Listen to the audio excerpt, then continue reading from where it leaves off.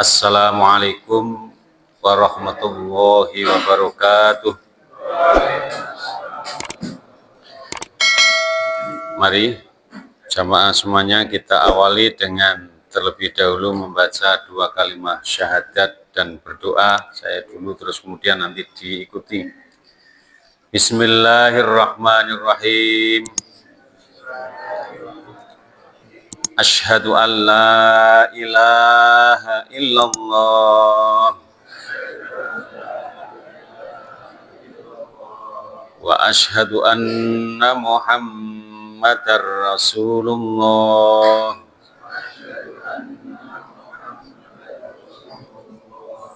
Raditu billahi rabban wa bil islami dinan wa bi Muhammadin sallallahu alaihi wasallam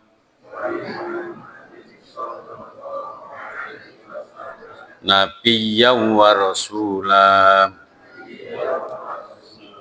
Allahumma anfa'ni bima 'allamtani wa 'allimni ma yanfa'uni wa zidni ilma warzuqni fahma. Alhamdulillahi ala kulli halin wa a'udzu billahi min hali ahlin nar. Alhamdulillah, alhamdulillahilladzi an'amana bi ni'matil imani wal islam wa bi ni'matis sihhati wal afiyah. Asyhadu an la ilaha illallah wa asyhadu anna Muhammadan abduhu wa rasuluh. Allahumma sholli wa sallim wa barik ala abdika wa rasulika Muhammadin wa ala alihi wa ashabihi ajma'in, amma ba'd. Qala Allah ta'ala fi kitabihil karim, a'udzu billahi minasy syaithanir rajim. Bismillahirrahmanirrahim. Am hasibtum an tadkhulul jannata walamma ya'lamillahu alladhina jahadu minkum wa ya'lamas sabirin. Al-ayah. Shadaqallahul azim. Wa qala an-nabiyyu sallallahu alaihi wasallam, man salaka tariqan yaltamisu fihi ilman sahalallahu lahu tariqan ilal jannah. Dumateng segenap takmir Masjid Al Muhajirin Puri sedaya kemawon kang setu-estu kawula hormati, para bapak, para ibu, segenap jamaah salat Isya lan jamaah kajian rutin sedaya kemawon ingkang kawula hormati ugi. Hingga mugi-mugi sedaya tansah pinaringan rahmat saridha saking Allah Subhanahu wa taala, dipun tetepaken iman lan islamipun sehingga saged sesarengan kanthi istiqomah mengisi ruang-ruang waktu ingkang tasih kita miliki kanthi kegiatan ingkang dipun ridhoi dening Allah, kegiatan ingkang mugi-mugi dados wasilah penghubung antara kula lan panjenengan sami kalian ridha Allah Subhanahu wa taala. Sepindah semoga langkung rumiyin kita muji syukur wonten ing ngarsa dalem Allah Subhanahu wa taala atas sedaya kenikmatan ingkang terus Allah curahaken dhateng kula panjenengan sami sehingga ngantos dalu niki kita tasih pinaringan kesempatan menghirup udara kehidupan di dunia ini dalam keadaan baik-baik, sehat jiwa lan raga kula panjenengan sami saha dipun lengkapi kanthi semangat sehingga saged lestari kontinu ing dalam nguri-uri melestarikan kegiatan kajian rutin niki. Keranten amal ingkang paling dicintai oleh Allah itu adalah amal yang istiqomah. Sebagaimana sabda Nabi, ahabbul a'mali ilallahi adwamuha wa in qalla. Ahabbul a'mali, jadi amal-amal yang paling dicintai ilallahi maring Allah itu adalah adwamuha, yang paling langgeng, yang paling kontinu, yang paling terus menerus. Wa in qalla, senajan setitik walaupun sedikit. Tapi kalau lestari kontinu itu yang paling dicintai oleh Allah. Apalagi amalnya kok besar, ya. Terus kemudian bisa terus kontinu, nah lebih-lebih lagi, ya. Jadi kecil pun kalau kontinu itu lebih dicintai oleh Allah, apalagi besar. Nah mudah-mudahan kita semuanya diberi nikmat bisa istiqomah, diberi nikmat semangat oleh Allah.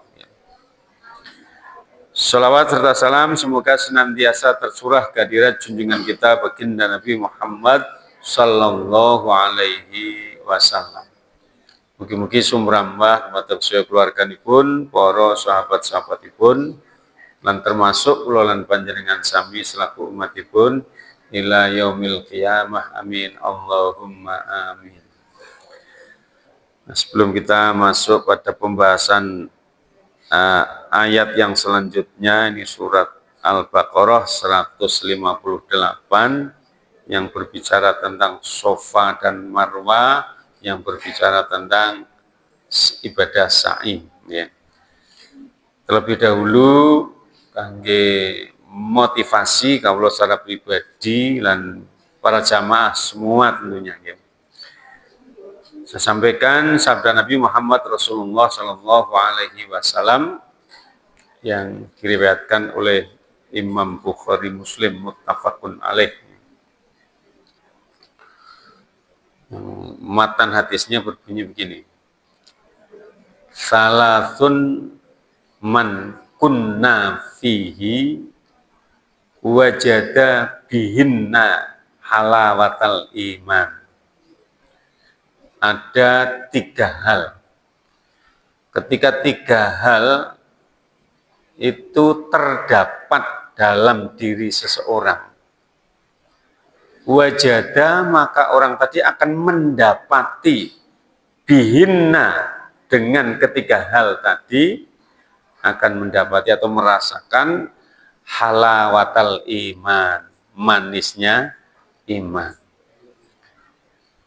3 hal itu yang pertama adalah ayyakunallaha wa rasulahu ahabba ilaihi mimma siwahuma. Yang pertama adalah bisa menjadikan Allah dan Rasulnya lebih dicintai olehnya daripada selain keduanya. Itu yang pertama. Terus kemudian yang berikutnya, wa ayyuhibbal mar'a la yuhibbuhu illa lillah. Kemudian yang berikutnya, mencintai kepada sesama manusia, kita sesama karena Allah. Jadi bentuk kerukunan kita, kecintaan kita kepada saudara-saudara kita, kepada siapapun karena Allah. Kemudian yang ketiga, wa ayyakraha ayyauda fil kufri ba'da angqadahu Allah kama yakrahu ayyukdhafa finnari. Yang ketiga adalah Ayyakrah itu tidak mau, tidak tertarik. Ayyauda fil kufri, untuk kembali kepada kekufuran. Ba'da angqadahullah, setelah Allah selamatkan dia dari kekufuran. Kama yakrahu ayyukdhafa finnari, sebagaimana tidak sukanya dia kalau dimasukkan ke dalam neraka. Jadi betul-betul tidak tertarik untuk kembali kepada kekufuran, kembali kepada kegelapan, kembali kepada perbuatan-perbuatan gelap di masa lalu misalnya. Kalau sempat melakukan perbuatan-perbuatan yang dimurkai oleh Allah Subhanahu wa taala, apalagi kekufuran. Itu Bapak Ibu sekalian yang perlu bersama-sama kita hayati, kita angen-angen. Jadi supaya ya kita itu betul-betul bisa merasakan nikmat jadi orang beriman. Nah, sampai saat ini mungkin saya secara pribadi dan juga jamaah semuanya secara jujur kita ngerasa kayak sedep jadi orang beriman apa belum, kita tidak tahu. Mungkin pribadi kita masing-masing ya yang bisa menjawab. Sampai saat ini posisi awake dhewe wis sudah masuk pada orang yang merasa nikmat menjadi orang yang beriman, merasakan manisnya iman apa belum, ya kita sendiri yang ya masing-masing dari kita yang bisa merasakan, bisa menjawab pertanyaan itu. Nah syarat untuk sampai kepada merasa nikmat, ya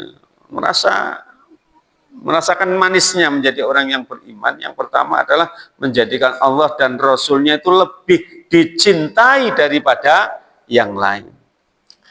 Nah syarat yang satu ini coba kita bersama-sama lihat, tengok pada diri kita masing-masing. Sudahkah kita memposisikan Allah ini lebih dicintai dari yang lain? Nah buktinya apa? Buktinya apa kalau kita mencintai Allah lebih daripada yang lainnya? Yang buktinya tentu dengan ketaatan kita kepada Allah secara totalitas. Jadi ketika ketaatan kita ini masih dikalahkan oleh rasa tidak enak, rasa pekewoh, rasa malu dan lain sebagainya, tentu di level itu berarti ya posisi kita belum menomorsatukan Allah di dalam mencintai, di dalam kecintaan, di dalam mencintai Allah. Ya, ini bahkan cinta kita kepada Rasulullah Shallallahu Alaihi Wasallam saja kita harus berusaha untuk memposisikan beliau lebih dicintai daripada yang lain. Karena ini mengait dengan kesempurnaan iman kita. Ya. Nabi Shallallahu Alaihi Wasallam dalam hadis yang lain beliau bersabda begini, la yu'minu ahadukum. Ini cukup populer, hadis ini cukup populer, sering kita dengar mungkin, panjenengan sering mendengar mungkin. La yu'minu ahadukum hatta akuna ahabba ilaihi min walidihi wa waladihi wan nasi ajma'in, yang artinya la yu'minu ahadukum. Saya yakin panjenengan semuanya tahu itu dengan kata-kata la yu'minu. Apa kira-kira Pak artinya Pak? La yu'minu, tidak beriman. Ahadukum, salah satu di antara kalian semuanya. Jadi kita semuanya itu belum dianggap sempurna keimanan kita. Ya. Hatta akuna, sehingga saya, ya, kata Rasulullah, ya, hatta akuna, sehingga saya, kata Rasulullah, ahabba ilaihi, luwih dicintai olehnya, ya, min walidihi, daripada orang tuanya, wa waladihi, dan anaknya, wan nasi ajma'in, dan sekalian manusia. Nah, Syarat yang kedua ini, kira-kira Bapak Ibu sekalian, awake dhewe wis tekan apa durung? Panjenengan semuanya yang bisa jawab. Ya. Menjadikan Rasulullah itu lebih dicintai pada wong tuanya awake dhewe daripada anak awake dhewe. Buktinya apa? Ya. Jadi untuk menegakkan sunnah, untuk ittiba kepada Rasulullah itu supaya bisa mengalahkan daripada mungkin tekanan orang tua atau rayuan dari anak-anak kita. Gitu. Jadi ketaatan kita, ittiba kita kepada Rasulullah itu mengalahkan itu. Jangan sampai karena rayuan dari anak-anak kita sehingga kita mencampakkan sunnah Rasulullah. Tidak peduli terhadap penegakan ya, perintah-perintah atau yang diajarkan oleh Rasulullah Shallallahu Alaihi Wasallam. Ini jadi kalau kita sudah berhasil menggarap yang itu ya tentang kecintaan-kecintaan tadi sudah bisa jadikan Rasulullah itu lebih ya diutamakan ketimbang yang lainnya ya. Kalau kita sudah berhasil, jadi sudah ada indikator untuk bisa merasakan betapa menjadi orang yang beriman itu ternyata lezat, ternyata manis, ternyata menenteramkan, betul-betul menenteramkan. Nah, mari bersama-sama kita bertanya pada diri kita masing-masing, termasuk saya secara pribadi pun juga seperti itu. Aku kejanjiannya merasakan manis iman kok. Karena kalau ditinjau dari sisi itu, ya, mengutamakan Rasulullah. Ya. Karena bentuk cinta kita kepada Rasulullah itu dibuktikan dengan ketaatan kita. Ya. Dari sisi menghidupkan sunnah itu sudah seperti apa? Rasulullah, man ahya sunnati faqad ahabbani. Barang siapa yang menghidupkan sunnahku, maka dia cinta kepadaku.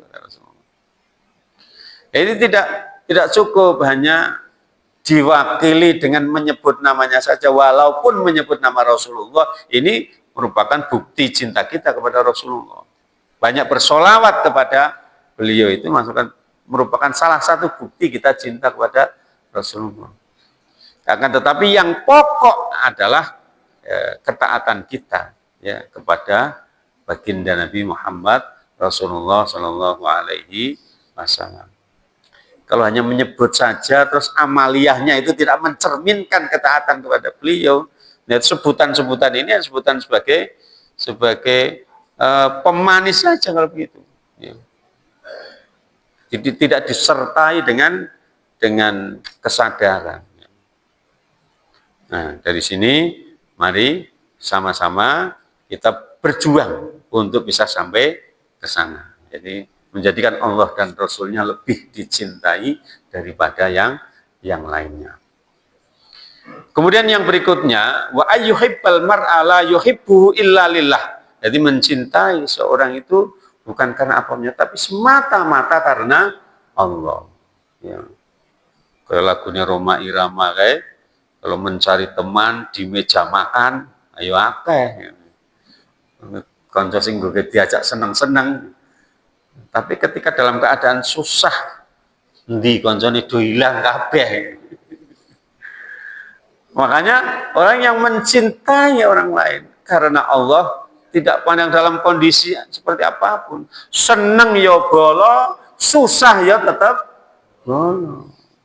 Tapi nek cintanya itu karena dunia, ya, orang yang dicintai itu sudah tidak ada lagi memiliki kelebihan dari unsur keduniaan, ya ditinggal.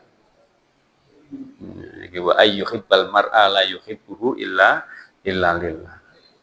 Sehingga ketika itu yang kita jadikan sebagai ruh kecintaan kita kepada sesama, maka relatif lebih istiqomah, langgeng, terus menerus. Ya. Karena kesadaran bahwa orang-orang beriman itu dimanapun, kapanpun itu saudara kita itu akan terus melekat ketika kecintaan kita itu karena Allah Subhanahu wa Ta'ala. Terus kemudian yang selanjutnya, wa ayyakruha ayyauda fil kufri. Ya, orang akan merasakan masnya iman ketika orang itu tidak tertarik untuk kembali kepada kekufuran. Sebagaimana tidak tertariknya dia atau tidak maunya dia kalau dimasukkan ke dalam neraka. Kama yakrohu ayyuk dafa finnari. Jadi masing-masing kita tanpa terkecuali saya kira ya mesti pernah melakukan perbuatan-perbuatan dosa yang apalagi kita sering mendengarkan kisah-kisah orang sing jaman nome mbuh ora karo ora genah tapi barang semakin sepuh sadar tobat bahasane. Itu bahasane ki mantan preman populer. Mantan preman sih mending daripada mantan ustad. Nah, ustad punya ustad saiki dadi preman. Tapi nek mantan preman berarti saiki wis dadi wong sing alim. Kesannya kan seperti itu. Nah, untuk menjadi orang baik-baik itu tentunya kan tidak gratis, bahasanya tidak gratis. Jadi ujiannya, rayuannya itu ya luar biasa. Ya, tidak mudah. Ya. Ini ketika orang yang sudah mendapatkan hidayah, terus kemudian diuji dengan apa namanya macam-macam rayuan, godaan, tantangan dan sebagainya, dia kok tetap tidak bergeming, tetap tidak tertarik ya, untuk kembali kepada masa lalu yang kelam, maka orang yang seperti itu termasuk orang-orang yang akan bisa merasakan manisnya iman. Ya. Waktu belum lama mendengarkan ceramahnya Ustadzah Dewi Purnamawati, sing saiki aktivis nanggon wakaf Al-Quran. Dulu itu Kedung Buni kan waktu di SMK kan pernah ngundang, sudah lama sekali. Saya itu terngiang-ngiang dengan ceramah yang mengisahkan ya latar belakang akhirnya kok jadi mu'alaf itu luar biasa, itu luar biasa. Jadi memang betul-betul yakrohu ayyauda fil kufri, yaitu betul-betul tidak bergeming walaupun pantangan bermacam-macam, tidak mau dia kembali kepada kekufuran. Nah, mungkin seperti beliau sudah bisa merasakan betapa menjadi orang beriman itu sedap, menikmati kenyamanan menjadi orang yang beriman. Ya, Bapak Ibu jamaah yang dirahmati oleh Allah Subhanahu wa taala, mari kita bersama-sama berusaha untuk menuju ke sana. Yang pertama tadi, menjadikan Allah dan Rasul-Nya lebih dicintai daripada yang lain. Terus kemudian yang kedua, mencintai kepada sesama itu semata-mata karena Allah. Yang ketiga,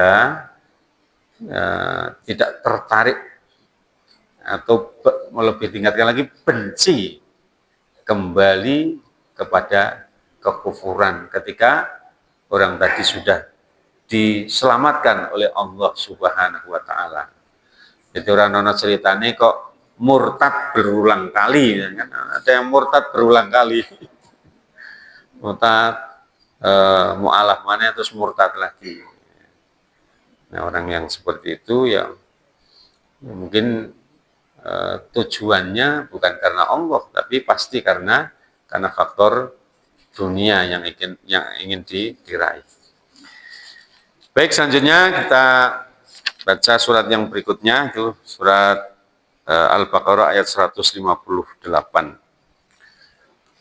Allah Subhanahu wa taala berfirman, a'udzubillahi minasyaitonir rajim. Innas safa wal marwata min sya'airillah. Sesungguhnya Safa dan Marwa ini merupakan syiar-syiar Allah.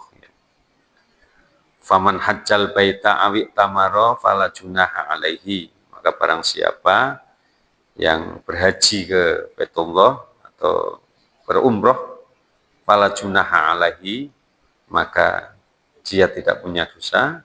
Ayat tawafa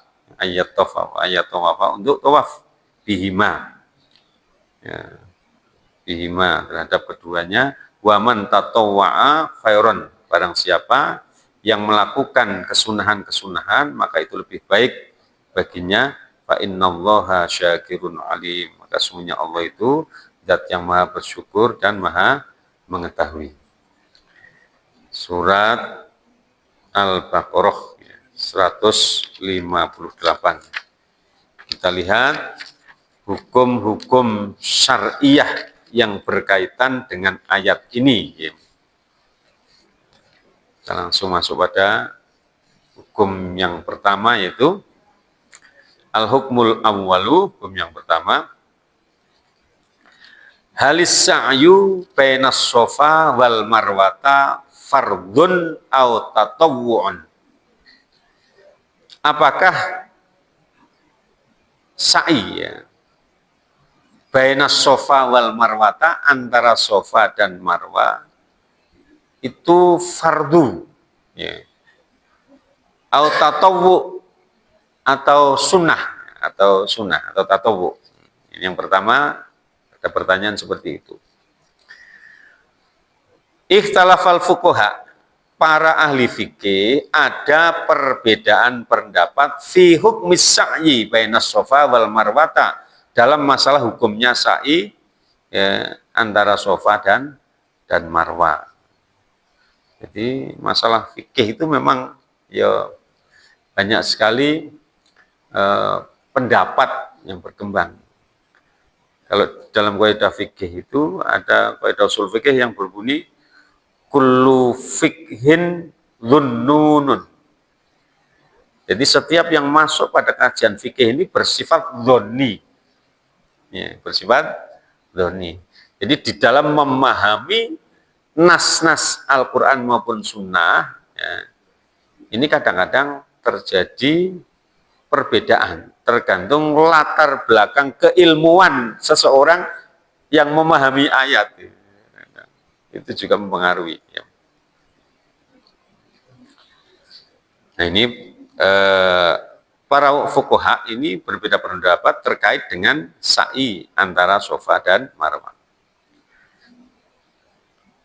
Ala salasati aqwalin, ada tiga pendapat. Apa kita mempelajari, ya ternyata ada pendapat-pendapat yang beragam itu terkait dengan sa'i. Yang pertama, al-qaulul awal, pendapat yang pertama, annahu ruknun min arkanil haji. Pendapat yang pertama mengatakan bahwa sa'i itu merupakan rukun dari rukunnya haji. Man tarokahu yabtula hajjuhu, ya, barang siapa yang meninggalkan maka otomatis batal hajinya. Wa huwa madhabus syafi'iyah wal malikiyah. Ini pendapatnya dari ulama-ulama pengikut madhab Syafi'i dan madhab Imam Malik.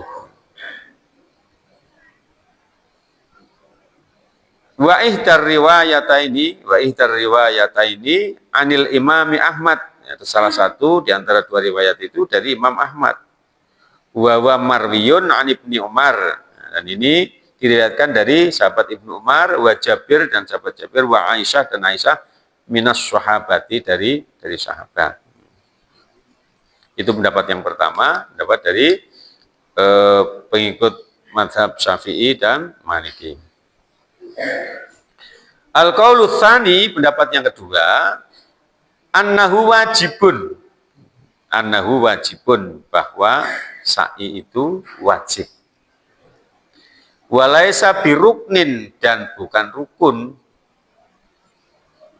Wa idza tarakahu wajaba alaihi damun. Nah, ketika meninggalkan yang wajib, maka dia wajib membayar denda.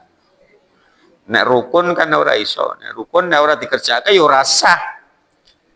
Tapi nek wajib, ya, ini masih ada toleransi. Walaupun tidak melakukan, kalau dia membayar membayar denda berarti menjadi sah. Wa madhabu Abi Hanifah wa Tsauri. Ya, ini madhab dari Abu Hanifah dan Tsauri. Nah, kemudian yang ketiga, al-qaulu tsalits, pendapat yang ketiga ada annahu tatawwu. Bahkan ada yang mengatakan, ada yang berpendapat sunnah, Pak. Inilah kitab tafsir ahkam, karena mengakomodir dari seluruh pendapat, ini ternyata ada yang berpendapat sunnah. Anahu tatawwu sunnatun la yajibu bitarkihi syai'un. Dengan meninggalkan tidak ada konsekuensi apa-apa, ya ora kaiki. Wa madhabu Ibnu Abbas. Ini adalah madhabnya Ibnu Abbas wa Anas dan Anas, wa riwayatun anil Imami Ahmad, dan riwayat dari Imam Ahmad. Nah, kalau kita dihadapkan kepada ya pendapat hukum-hukum yang seperti itu, ya lebih amannya kita memilih dosis yang paling dhuwur. Ya, yang paling dhuwur. Kalau kita memilih misalnya yang sunnah, ya berarti nah orang nglakoni ora apa-apa. Nah, ini beresiko juga. Kalau ternyata kok tidak sunnah, kalau ternyata rukun, berarti ibadah kita menjadi tidak sah. Tapi kalau kita pegang yang rukun, yang rukun, apa sih ternyata kok tidak rukun, ternyata yang benar kok sunnah, ya kita kan sudah melakukan, berarti tidak ada ruginya kita. Tapi awake dhewe milih sing paling isor, paling rendah, ya. Oh ternyata kok rukun, akhirnya menjadi tidak sah.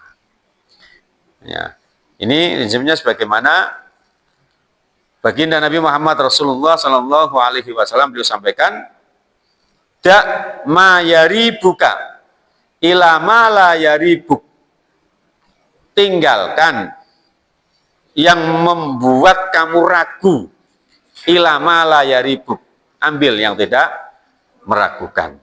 Ya.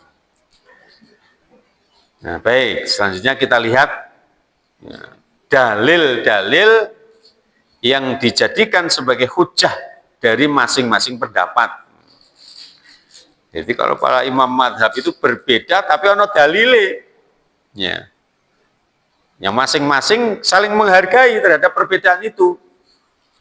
Karena yakin bahwa pendapatnya ini sudah melalui ijtihad yang sungguh-sungguh. Nah beda ya, kalau ada perbedaan, sing siji ora ono dalile, sing siji ono dalile, ya awake dhewe ambil yang jelas, ya jelas. Tapi kalau para imam madhab itu semuanya ada dalilnya. Ini satu contoh. Dalilul madhabil awal, dalil yang digunakan oleh madhab yang pertama yang menyatakan itu rukun. Istadallal qailuna bi anna sa'ya ruknun wahum al-jumhur bima yali. Jadi para yang punya pendapat itu menggunakan dalil ya, al-qailun sing madhab yang pertama bi anna sa'ya ruknun, yang berpendapat bahwa sa'i itu rukun, yaitu jumhur. Jumhur itu berarti mayoritas dari imam madhab itu namanya jumhur. Bima yali, pendapatnya bagaimana berikut ini.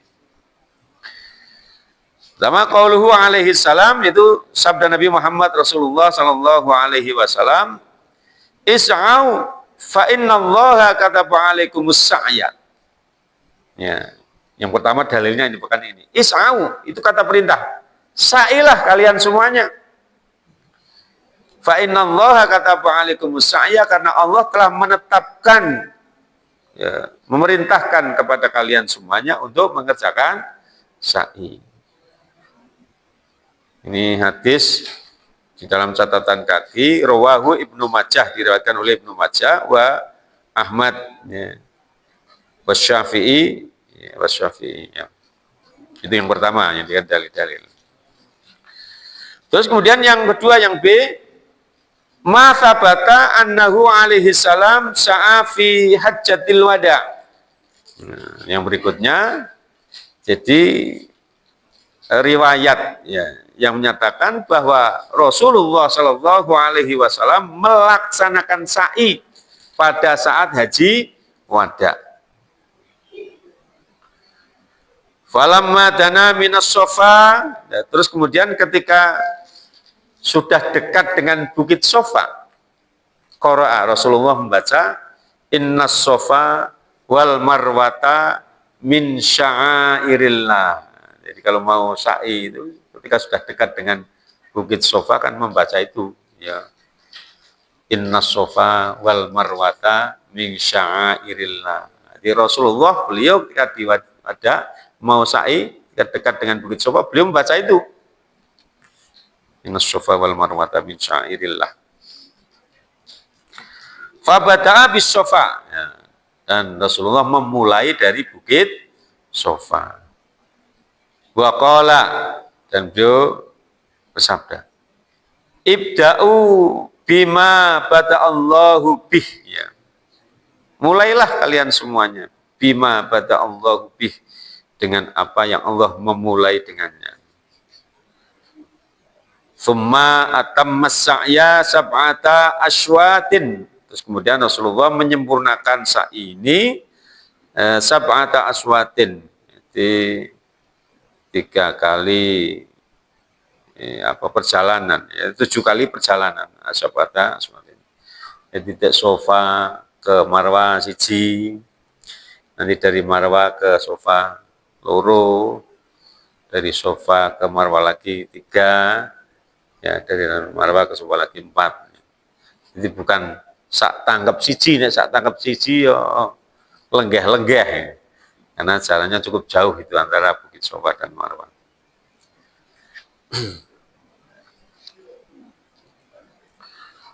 Sab'ata aswatin wa amar sahabata ayyak tadiru bihi. Ya. Dan Rasulullah memerintahkan kepada para sahabat untuk mengikutinya. Faqala, beliau bersabda, khudhu anni manasikakum. Khudhu anni manasikakum. Ambillah ya dariku ya. Manasik kalian, sehingga dalam ibadah haji maupun umroh, hanya kalau di bimbingan milik Muhammadiyah, mutawif-mutawifnya itu juga orang Muhammadiyah, berarti akan konsisten terhadap kemurnian dari manasiknya ya. Jadi karena beliau Rasulullah menegaskan seperti itu, khudhu anni manasikakum, ya ambillah dariku ya, manasik, tata cara ibadah kalian. Dan memang ibadah mahdhah itu ada kaidah yang berulang kali saya sampaikan, al aslu fil ibadati at-tauqif. Asalnya dari ibadah itu tawakuf. Tawakuf itu mandek, tidak boleh dikerjakan illa ma dalla dalilu ala tasyri'ihi, kecuali ada dalil yang mensyariatkan. Jadi ibadah-ibadah khusus, ya, termasuk haji dan umrah ini kan ibadah khusus. Ini yang mengikuti ketentuannya ada. Khudhu anni manasikakum. Ya. Ambillah dariku manasik-manasik kalian semuanya. Sehingga cerita-cerita yang berkembang, entah itu terkait dengan ibadah haji maupun ibadah umroh yang tidak ada dasarnya, yang kadang-kadang cenderung berbau khurafat, ya tidak usah ikut-ikut penasaran mengikutinya. Kayak cerita jarine Balang Subro watune disak nggo beli. Ada keyakinan, ada keutamaan, kan sing bocah aneh-aneh kan. Terus ngomah nggawa jagung, gue makani doro nang kono. Ya. Nah makani doro tidak apa-apa ya, boleh-boleh saja. Tapi ketika diikuti dengan keyakinan mendatangkan apa, berkah dan lain sebagainya, ya. Nah, yang seperti itu ya nggak usahlah kita penasaran. Jadi terkait dengan ibadah baik umroh maupun haji, ya ikuti saja petunjuk dari Jeng Rasul Shallallahu Alaihi Wasallam. Sengarane kain ikhram ku hanya 2 kain sing ora berjahit, ya wis anut bae. Ya anut bae, tidak usah menggunakan sing berjahit ya. Itu kalau ibadah khusus itu kita mengikuti ketentuan yang ada. Itu dalil dari madhab yang pertama ya. Jadi Rasulullah itu melakukan sa'i sehingga, dan tidak hanya melakukan, tapi beliau juga merintahkan kepada sahabat untuk mengikuti ya. Makanya ditarik satu kesimpulan, berarti awake dhewe ya diwajibkan untuk gitu ya. Ini sebagai dalil bahwa sa'i ini rukun, jadi pendapat dari jumhur ulama. Terus dalil yang ketiga, hadis Aisyah li amrin ya. Ma atammallahu hajja, ma atamma ora nyempurnaake sapa Allahu Allah hajjaman hajine wong lam yatuf bainas safa, lam yatuf maksudnya lam yatuf kan itu apa, tapi di sini kok bainas safa wal marwata gitu. Tidak melakukan sa'i antara safa dan marwah. Jadi ada hadis yang sumbernya dari Aisyah mengatakan tidak sempurna, Allah tidak akan menganggap sempurna ibadah hajinya seorang yang tidak melakukan tawaf sa'i dari safa dan ke marwah. Nah, terus kemudian yang dalil yang ketiga, yang keempat ya. Wa qalu innahu aswatun saru'at fi baq'atin min baqa'il haram ya. Jadi sesungguhnya sa'i dari Safa dan Marwah ini merupakan perintah atau yang disyariatkan di antara tempat-tempat yang ada di tanah haram. Jadi termasuk aktivitas yang diwajibkan. Wa huwa nusukun fil haji wal umrati, dan sa'i ini merupakan nusuk ya, rangkaian ibadah di dalam haji dan umroh. Fakana ruknan, maka otomatis ini menjadi rukun fihima ya. Katawaf bil baiti, sebagaimana tawaf mengelilingi Ka'bah. Ini dalil yang dijadikan sebagai dasar oleh pendapat yang pertama dari jumhur ulama, jumhur imam madhab, yaitu Imam Syafi'i dan Imam Malik. Ya. Ini kalau madhab yang kedua ya, Abu Hanifah dan Ats-Tsauri pun juga mengumpulkan dalil-dalil yang juga kuat-kuat juga. Ya. Tetapi seperti tadi saya sampaikan, ya kita ambil sing dosisnya paling dhuwur lah, dosisnya paling dhuwur. Ya. Seperti ketika